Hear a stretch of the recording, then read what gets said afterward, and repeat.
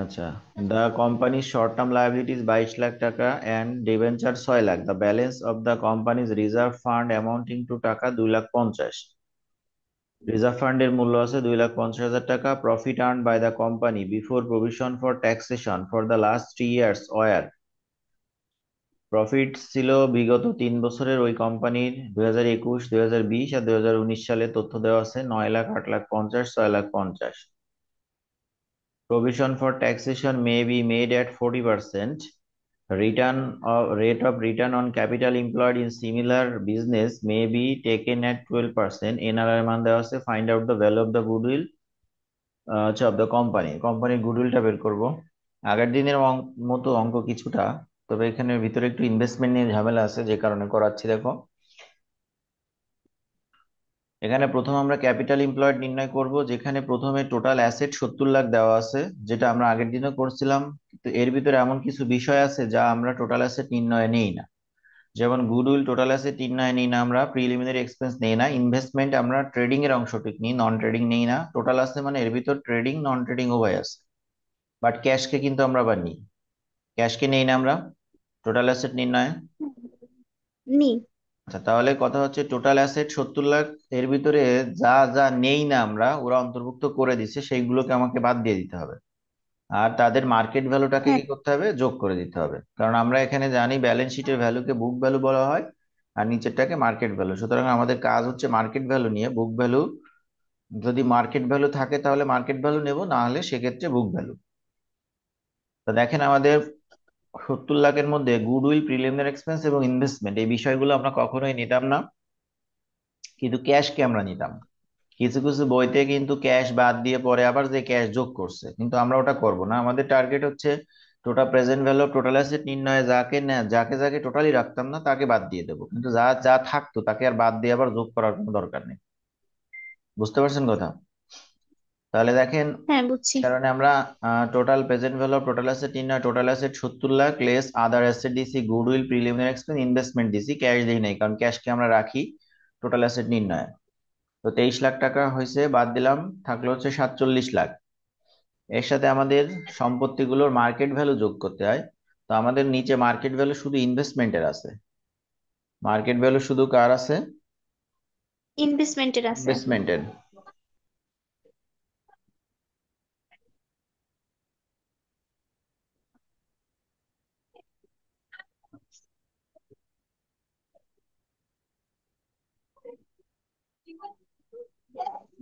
ওকে, দেখেন তাহলে নিচে একটু খেয়াল করেন।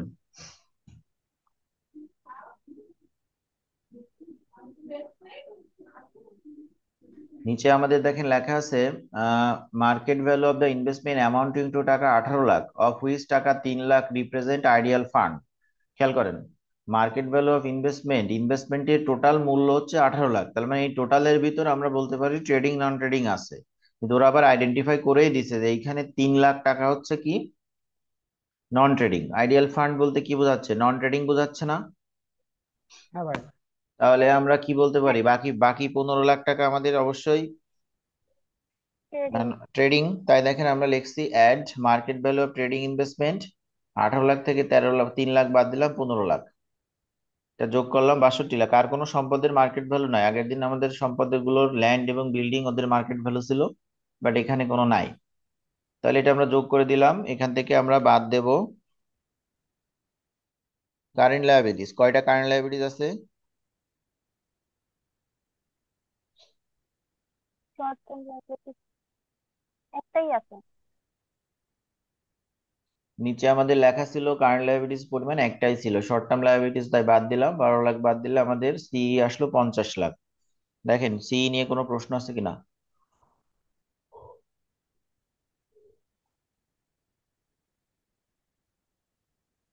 বা এটা 22 লাখ হবে না? 22 লাখ বলতে কি শর্ট টার্ম 22 লাখ, তাই তো? হ্যাঁ হ্যাঁ। হ্যাঁ, এখানে একটু আছে, 22 লাখ। তাহলে তো কাটাকাটি যাবে না সব জায়গায়, যাই হোক সমস্যা নেই। 22 লাখ, 62 লাখ ভাই থেকে আমরা বাইশ 22 লাখ লাখ ধরে একটু মানে। সমস্যা নেই, 22 লাখ থেকে 62 লাখ বাদ দিলে কত থাকে? মানে 62 লাখ থেকে 22 লাখ বাদ দিলে কত থাকে? 40 লাখ নাকি? হ্যাঁ ভাই। হ্যাঁ ভাই 40 লাখ। ওকে, তাহলে দেখেন সি নিয়ে কোনো প্রশ্ন আছে আর? না। নাই। তাহলে চলে যাবো এসি টু, স্টেপ টু তে। স্টেপ টু তে আমাদের প্রথমে সি, এখানে 40 লাখ টাকা আসবে। ওকে, এবার দেখেন less half of the current year adjusted profit, প্রতিদিনই সেই একই কথা। কারেন্ট ইয়ার প্রফিট এর জায়গায় সাল ছিল দেখেন 20, সরি 21, 20, 19। আমরা কোন সালটাকে কারেন্ট ইয়ার ধরবো? ছোট থেকে বড়র দিকে যায় যেটা শেষ হবে ওইটা হচ্ছে আমাদের কারেন্ট ইয়ার। তাহলে আমাদের দেখেন 19 লাখ, সরি 2019, 2020 আর 2021, এখানে কারেন্ট ইয়ার প্রফিটটা হচ্ছে কত? তাহলে 21 সালে 5 লাখ হবে। এখানে টাকা পয়সা একটু গ্যাপ আছে, এখানে হচ্ছে 21 সালে 9 লাখ আছে, কিন্তু পুরাতন বইতে মেবি 5 লাখ ছিল, সমস্যা নেই, এগুলো আমি চেঞ্জ করে দিচ্ছি। এটা হচ্ছে 9 লাখ, ঠিক আছে, কারেন্ট ইয়ার প্রফিট। ভাই যদি সাল দিয়ে না থাকে সেক্ষেত্রে যেটা সব থেকে বড় সাল সেটা ধরবো।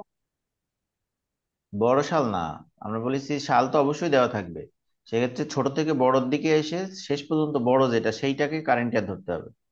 এখানে আপনার 21, 20, 19 দেওয়া, তাহলে আপনি ছোট 19 না, 19, 20, 21 এইভাবে ই করবেন, ঠিক আছে। আচ্ছা, এবার আসেন ভেরিয়াস অ্যাডজাস্টমেন্ট দিয়ে interest on non trading investment. Interest on non various অ্যাডজাস্টমেন্টে আমাদের যে 5টা আইটেম বলেছিলাম তার মধ্যে শুধুমাত্র এখানে নন ট্রেডিং ইনভেস্টমেন্টের সুদ আছে এবং লং টার্ম লায়াবিলিটি যেটা ছিল ডিবেঞ্চার, এই দুইটা ছাড়া আমাদের আর কোনো কিছু নাই। তো সেক্ষেত্রে আমরা দেখেন interest on non trading investment এই অঙ্কটা করানোর উদ্দেশ্য এর একটা বিষয়, যে একটা কঠিন বিষয় এখানে আছে, একটু খেয়াল করেন। আমরা আগের দিনের অঙ্কে বলছিলাম যে আমাদের সুদটা ফেস ভ্যালুর উপর কাটতে হয়। আমি কিন্তু দুইটা জিনিস ফেস ভ্যালুর উপর কাটতে হয় বা বুক ভ্যালু বলেছিলাম, বারে বারে বলি। একটা হচ্ছে সুদ আর একটা হচ্ছে ডেপ্রিসিয়েশন, তাই না? হ্যাঁ। দুটো হচ্ছে ফেস ভ্যালুর উপর বা বুক ভ্যালুর উপর কাটতে হয়, তো বুক ভ্যালুর উপর আমরা কাটবো। সেক্ষেত্রে আমাদের একটু খেয়াল করেন, উপরে আমাদের ইনভেস্টমেন্ট টোটাল ছিল 15 লাখ। আমাদের আগের অঙ্কের সুবিধা ছিল কি 30%, 40% বলেছিল রেস্ট অবশিষ্ট অংশ হবে আইডিয়াল ফান্ড। তাই ওই ফেস ভ্যালুর উপর 30% করে আমরা মোটামুটি মানটা বের করতে পারছিলাম। তো এই জায়গায় টাকা দেওয়া আছে, এই টাকার বিষয়টা একটু আমাদেরকে খেয়াল করতে হবে। সেটা হচ্ছে দেখেন ফেস ভ্যালুকে আমাকে আগে কি করতে হবে? ফেস ভ্যালুকে আমাদের কাউন্ট করতে হবে, আগে ফেস ভ্যালুকে কাউন্ট করতে হবে। ফেস ভ্যালু দেখেন টোটাল ছিল হচ্ছে 15 লাখ। ফেস ভ্যালু কত কত ছিল? হচ্ছে 15 লাখ 15 লাখ। টোটাল। আবার নিচে মার্কেট ভ্যালু কত দেওয়া আছে? 18 লাখ টোটাল। 18 লাখ। এটাও টোটাল। দেখেন এটা আমরা প্রথম দিন বোঝাইছিলাম। তাহলে আমাদের লাগবে নন ট্রেডিং ইনভেস্টমেন্ট। নন ট্রেডিং ইনভেস্টমেন্টের মানটুক বের করতে হবে কিভাবে?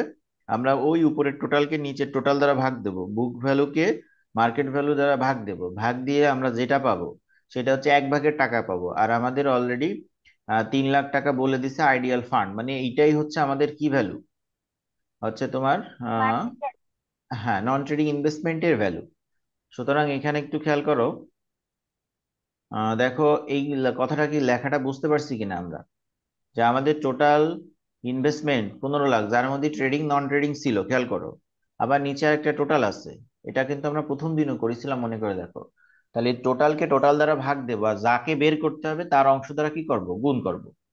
তাহলে টোটাল, টোটাল হচ্ছে 15 লাখ, আবার নিচে মার্কেট ভ্যালু দেওয়া আছে 18 লাখ। তাহলে 15 লাখ ভাগ 18 লাখ, আর আমার কত টাকার হচ্ছে এই ভ্যালু বের করা লাগবে? 3 লাখ টাকার জন্য ফেস ভ্যালু বা বুক ভ্যালু বের করা লাগবে। তাই আমরা গুণ দিছি 3 লাখ দিয়ে, আমাদের 2,50,000 টাকা নন ট্রেডিং ইনভেস্টমেন্টের মান বের হয়েছে ফেস ভ্যালু বা বুক ভ্যালু। আর আমরা বলছি এটার উপর 10% সুদ দিতে হয়, ঠিক আছে। নন ট্রেডিং ইনভেস্টমেন্টের এই সুদের বিষয়টা কারো কোনো ঝামেলা আছে? এই না দশ ভাই। পার্সেন্ট তো রুলস না? এই সুদের হার এই 10%, এটা তো আমরা নিয়ম অনুযায়ী কাটিছি। আমাদের প্রথম টার্গেট হচ্ছে নন ট্রেডিং এর বুক ভ্যালুটা বের করা। তো এইটা 2,50,000 টাকা আমরা নন ট্রেডিং এর বুক ভ্যালু বের করছি। আর সুদের হার তো 10, আমরা বলছিলাম যে নন ট্রেডিং ইনভেস্টমেন্ট এবং লং টার্ম লায়াবিলিটি সুদের হার দেওয়া না থাকলে 10% ধরতে হবে, ঠিক আছে।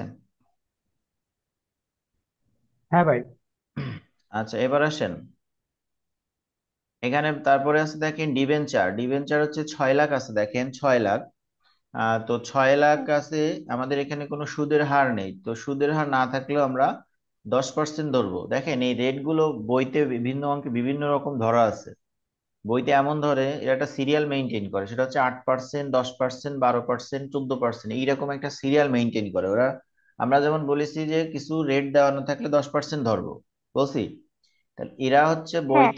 বইতে ওই সিরিয়ালটা 10% কিছু কিছু জায়গায় দিছে, কিছু কিছু জায়গায় 8%, আবার কিছু কিছু জায়গায় 12% দিছে।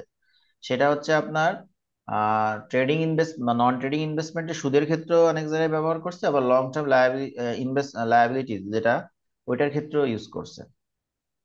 এই দীপক ভাই, তোমার স্ক্রিনে নাম লেখা আসতেছে কেন?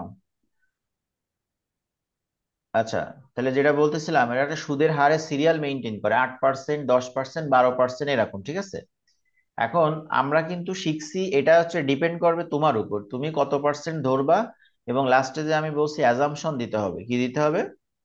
অ্যাজাম্পশন দিতে হবে যে আমি কত পার্সেন্ট ধরে অঙ্কটা করছি। এটা তোমার উপরই টোটালি ডিপেন্ড করবে। এটা বইতে যে 8% দিছে, বইতে যে 12% দিতে দিছে, এটা না দিতেই হবে এমন না। আমরা এই জন্য ফিক্সড একটা রেট শিখছি যে কিছু বলা না থাকলে আমরা কত পার্সেন্ট ধরবো, 10%। এই জন্য 10%। আমরা ওই বইতে অনেক জায়গায় 8%, 12% দেখে যেন বিভ্রান্তি না হয়। এখানে কিন্তু ওরা দেখো ঠিকই নন ট্রেডিং ইনভেস্টমেন্টে 10% ধরছে, আর এই জায়গায় বন্ডের ক্ষেত্রে আবার 8% ধরছে।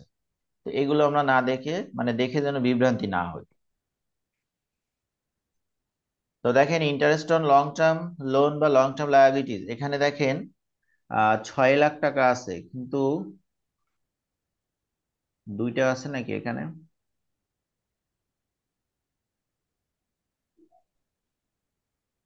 ডিপেন্ডেন্ট ফর একটাই সেখানে। 6 লাখ। আচ্ছা, ওইটাকে 16 লাখ করে নেন তো। একটাই আছে না হ্যাঁ।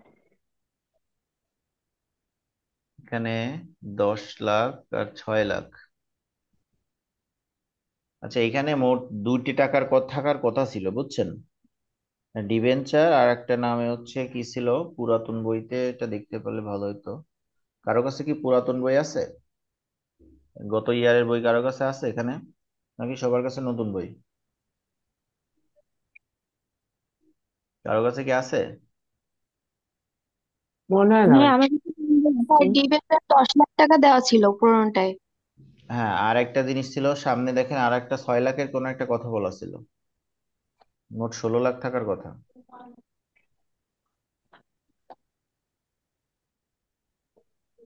আছে কিছু লং এরকম? টার্ম অ্যামাউন্ট দেওয়া ছিল 4 হ্যাঁ, lakh long term loan amount দেওয়া আছে 6 লাখ। ইয়েস, ঠিক আছে। সবাই একটু নতুন বইতে এটা সংশোধন করেন, এটা একটু ভুল আছে অঙ্কে। ডিবেঞ্চার 6 লাখ আছে, এর সামনে লেখেন long term loan 10 lakh. Debenture যে 6 লাখ আছে সমস্যা নেই, এর সামনে লেখেন লং টার্ম লোন 10 লাখ। এটা ভুল আছে এখানে নতুন বইতে। হ্যাঁ। বুঝছেন, আমার কথা বুঝতে পারছেন? ডিবেঞ্চার হ্যাঁ হচ্ছে ভাই। 6 লাখ, তার সামনে হবে লং টার্ম লোন আরো 10 লাখ, মোট 16 লাখ টাকা লং দীর্ঘমেয়াদী দায় এখানে আমার। বুঝতে পারছেন, ডিবেঞ্চারও দীর্ঘমেয়াদী, লং টার্ম লোনও আমাদের কি দীর্ঘমেয়াদী। এই দীর্ঘমেয়াদী। কারণে কিন্তু দুইটা মিলায় দেখেন আমি 16 লাখ লিখছি, এই কারণে interest on long term loan and debenture একসাথে দেখেন, interest on long term loan and debenture একসাথে দিয়ে 16 লাখ টাকা। এবার কেউ যদি আলাদা করতে চান সমস্যা নেই, কেউ যদি লিখতে চান ইন্টারেস্ট অন ডিবেঞ্চার 6 লাখ গুণ 10%, আবার interest on long term loan 10 lakh গুণ 10%, সেটা করলেও হবে। অথবা আমরা যখন বুঝতে পারতেছি দুইটাই লং টার্ম লায়াবিলিটি, এই কারণে দুইটা একসাথে লিখে তার উপর সরাসরি 10% আমরা সুদ কাটছি। কথা কি বুঝতে পারছেন? হ্যাঁ ভাই। তা আলাদা করলেও যায় মান হবে, একসাথে করলেও সেম মান হবে। তাহলে দেখেন এই ভেরিয়াস অ্যাডজাস্টমেন্টের এই দুইটা বিষয় নিয়ে কারো কোনো সমস্যা আছে? এছাড়া আমাদের অঙ্কে আর কিছু নাই। না আচ্ছা, এবার এই ভাই, কে প্রতিশত। যেন ওয়েটিং এ আছে। ও, তাবাসসুম জান্নাতে তো আগে একবারও আমি ই করলাম, অ্যাডমিট করলাম। আচ্ছা, তাহলে দেখেন এই 25,000 মাইনাস ফিগার এবং আমাদের হচ্ছে এটা ছিল প্লাস ফিগার। আমরা জানি দীর্ঘমেয়াদী দায়ের উপর সুদ হলে এটা প্লাস ফিগার হয়, তাই দুইটা কম্পেয়ার করলে আমাদের আসে 1,35,000, এটা প্লাস ফিগার আসে। 1,35,000 কি আসে? প্লাস ফিগার, ঠিক প্লাস আছে। ফিগার। এবার এখানে একটু ক্যালকুলেশন হ্যাঁ। করতে হবে, 9 লাখ আর 1 লাখ, 9 লাখ থেকে 1,35,000 বাদ দিলে কত থাকে? সরি, যোগ করতে হবে, বাদ তো না। 9 লাখ আর 1,35,000 হচ্ছে, তাহলে কত? 10,35,000, তাই না? হুম। এটা হচ্ছে তাহলে 10,35,000। ওকে, এবার আসেন এর থেকে ইনকাম ট্যাক্স বাদ দিতে হবে। এটা একটু কাটেন তো সবাই। ইনকাম 10,35,000 এর 40% কত হয়?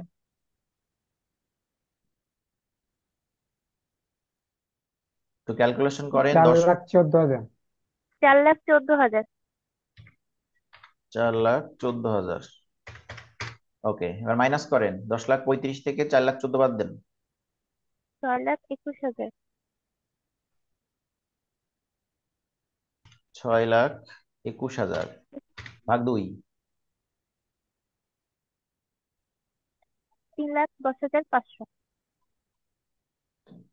3,10,500। ওকে, এবার উপরের ওই 40 লাখ থেকে 3,10,500 মাইনাস করেন। 36,89,500। 36,89,500। সো এই হচ্ছে আমাদের এসি। বলেন, এসির এই পর্যন্ত নিয়ে কারো কোনো প্রশ্ন আছে যতটুকু করলাম? না। এসির এই পর্যন্ত নিয়ে কারো কোনো প্রশ্ন নাই? ওকে, এবার আসেন আমাদের এএমপি বের করতে হবে। তো দেখেন, এএমপি তো সেই আগের কথা, যেই কথা সেই কাজ। এএমপির এভারেজ প্রফিট অঙ্কটা আমার 3 বছরের।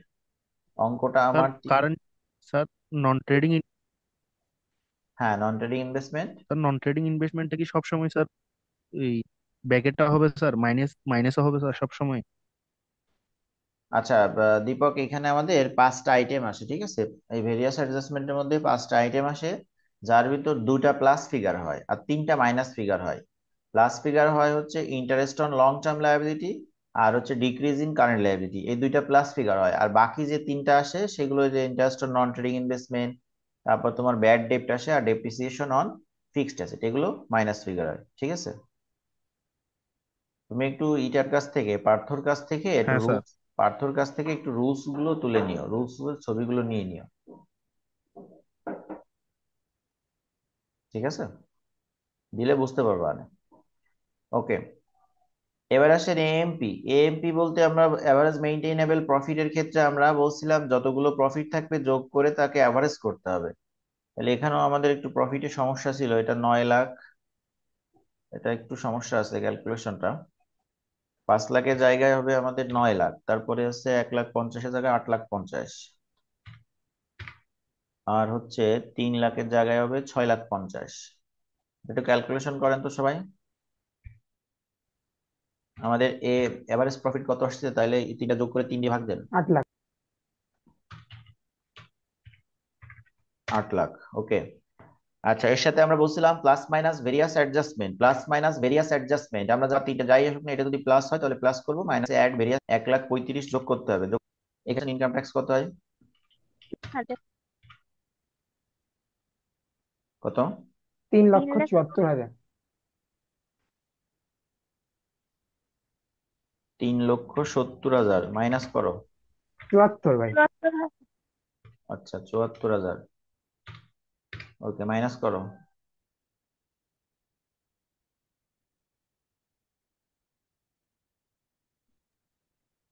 5,61,000। 5,61,000। 61,000। 5,61,000। ওকে, তাহলে এএমপি নিয়ে আর কারো কোনো প্রশ্ন আশা করি নাই। এবার চলে আসেন নর্মাল প্রফিট। ছিল এখানে 36,89,500 হবে। 36,89,500 গুণ এনআরআর এর পরিমাণ কিন্তু অঙ্কে কত পার্সেন্ট দেওয়া ছিল? এটা 12%। হ্যাঁ, দেওয়া আছে কত পার্সেন্ট? 12% দেওয়া। 12%। এটা পুরাতন বইতে 15% ছিল। ওকে, তাহলে 12% করলে কত হয় একটু গুণ করেন। 4,42,740। 4,42,740। ওকে, নর্মাল প্রফিট পেলাম। এরপর আসে সুপার প্রফিট। সুপার প্রফিটে তো আমরা জানি এএমপি মাইনাস এনপি। তাহলে এএমপি 5,61,000, এএমপি হচ্ছে 5,61,000 মাইনাস হচ্ছে 4,42,740।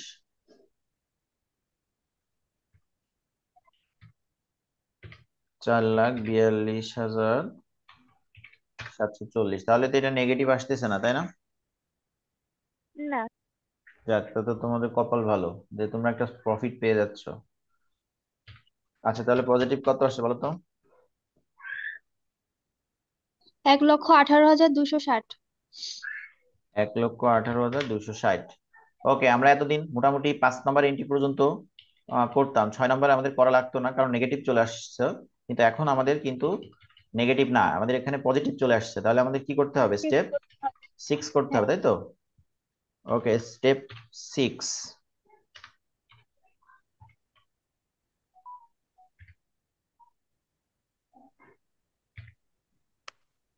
আচ্ছা দেখেন, স্টেপ 6 আমরা লিখবো calculation of goodwill.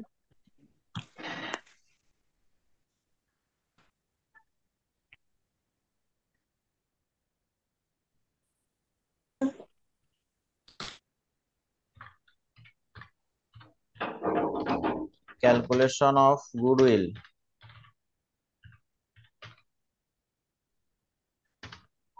using super profit method, using super profit method। এই গুডউইলের সূত্র কি? সুপার প্রফিট গুণ number of year. Okay, goodwill সমান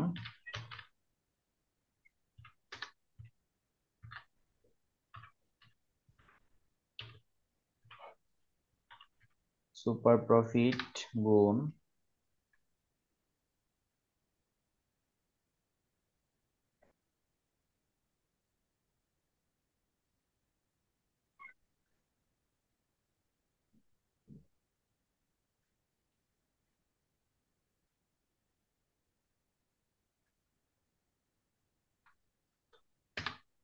সুপার প্রফিট গুণ নাম্বার অফ ইয়ার পারচেজ।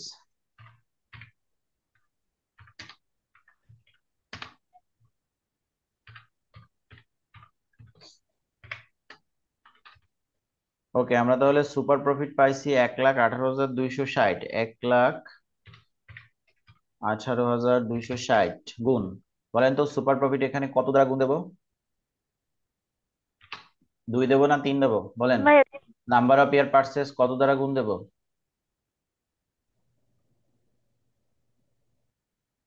বই না দেখে এমনি বলেন। Number number year number of পারচেসটাই তো বুঝতেছি। হ্যাঁ, নাম্বার অফ ইয়ার পার্সেসটাই বুঝতেছেন না? অঙ্কে নাম্বার অফ ইয়ার পার্সেস দেওয়া থাকে না ম্যাক্সিমাম অঙ্কে। সেক্ষেত্রে লাস্টে যে বলেছিলাম, প্রফিট যদি 1 থেকে 3 বছরের মধ্যে থাকে তাহলে নাম্বার অফ ইয়ার পার্সেস 2 হয়, আর প্রফিট যদি 4 and above হয় তাহলে নাম্বার অফ ইয়ার পার্সেস 3 হয়। এটা লেখা ছিল কি না বলেন তো? হ্যাঁ হ্যাঁ ছিল। তো এইভাবে নাম্বার অফ পেয়ার পার্সেসটা কিন্তু আনতে হবে। আমাদের কিছু কিছু অঙ্কে হয়তো দু একটা অঙ্কে বলে দিতে পারে, ম্যাক্সিমাম অঙ্কে না বলার সম্ভাবনা বেশি। তো সেই ক্ষেত্রে আমাদের প্রফিট বিবেচনা করে তারপরে নাম্বার অফ পেয়ার পার্সেসটা বসাইতে হবে। তাহলে নিয়মটা ছিল, প্রফিট যদি 1 থেকে 3 বছরের মধ্যে হয় তাহলে নাম্বার অফ ইয়ার পার্সেস হবে 2। আর যদি 4 and above হয় সেক্ষেত্রে, অর্থাৎ 4 বছর থেকে তার বিপরে হলে নাম্বার অফ ইয়ার পার্সেস হবে 3। সুতরাং এখানে আমার 3 বছরের প্রফিট ছিল, তাই আমাদের নাম্বার অফ ইয়ার পার্সেস 2। কত হয় গুণ করলে দেখেন তো?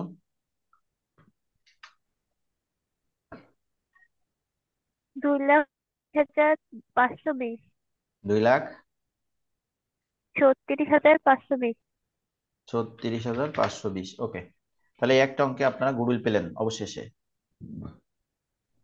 ভাই লাস্টে অ্যাজাম্পশন ভাই গুলো সব লিখে দেবো 10%। হ্যাঁ হ্যাঁ, লাস্টে এখানে অ্যাজাম্পশন ফাঁকা দিছে, আপনারা লিখে নেবেন। এই যে কি কি অ্যাজাম্পশন দেবেন আপনারা দিতে পারেন, এই দেখেন এখানে নন ট্রেডিং ইনভেস্টমেন্টের সুদ 10% ধরছেন, লং টার্ম লায়াবিলিটিস সুদ ওনাদের অ্যাজাম্পশন, ঠিক আছে? নাম্বার অফ পেয়ার পার্সেস 2 ধরছেন, এটাও দিতে পারেন। ভাইয়া, এটা নতুন বইয়ের কত নম্বর অঙ্ক?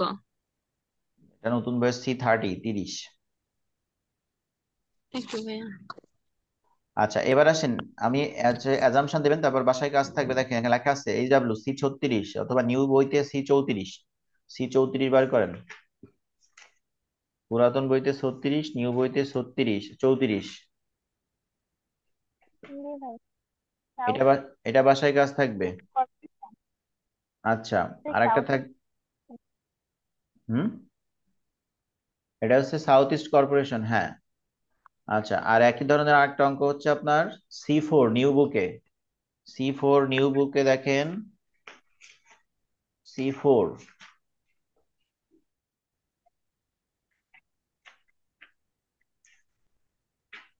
স্যার এসএস গুলো একটু দিয়েন স্যার, মেন্টালেবল প্রফিট থেকে। C4 পাইছেন? হ্যাঁ ভাই পাইছি। আচ্ছা, এরপরে আরেকটা আছে, দেখেন আরেকটা অঙ্ক, এই ধরনের অঙ্ক যেগুলো আছে আমি সবগুলো একবারে বলে দিচ্ছি, কারণ এগুলো আপনারা বলবেন না ভাই এতগুলো করার নেই বা কি, দেখি এগুলো সব একই ধরনের। দীপক, এটুকু হয়েছে তোমার ই করা স্ক্রিনশট? হ্যাঁ স্যার। আচ্ছা, এরপরে দেখো এখান থেকে দাও, আরেকটা অঙ্ক আছে হচ্ছে আমাদের C38, old plus new book. Old plus অর্থাৎ ওল্ড বইতে হয়তো বা 38 নাম্বারে আছে, তবে নিউ বইতে 38 নাম্বারে আছে। C38 বের করেন। এই একই ধরনের অঙ্ক, এই অঙ্কগুলো আমাদের বইয়ের ভিতর আছে। C38, এই তিনটা অঙ্ক বাসায় সবাই দেখবেন। দেখবেন মানে কি, তিনটা অঙ্কই হাতে কলমে করার চেষ্টা করবেন, অথবা দুটো করবেন আর একটা দেখবেন। এর পরের দিন আমরা শেয়ার ভ্যালুয়েশনে চলে যাবো ইনশাল্লাহ। আমাদের এইটা করার মাধ্যমে আমাদের মোটামুটি